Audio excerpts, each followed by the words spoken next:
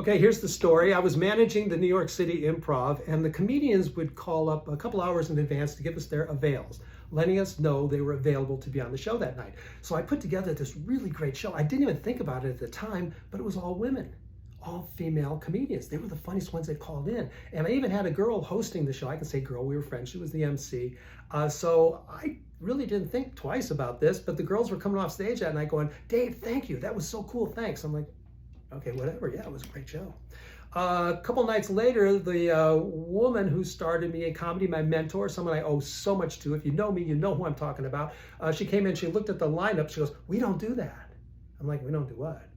She goes, we never put women back to back in a stand-up comedy show. That just isn't done. I said, oh, okay.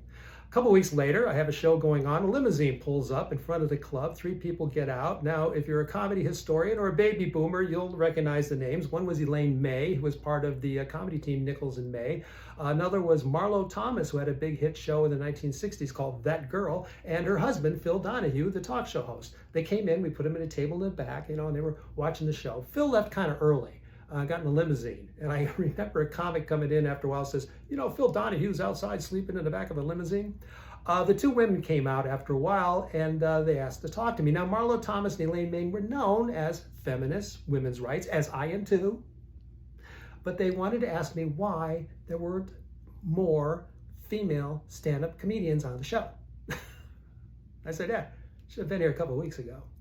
Anyway, there's a little history of comedy for you. Things have changed. Now we have shows like Ladies of the Night, Women of Laughter, Ladies of Laughter, all that stuff. And you want to know really how that started, who started that? Well, my name's Dave Schwensen. Thank you for watching.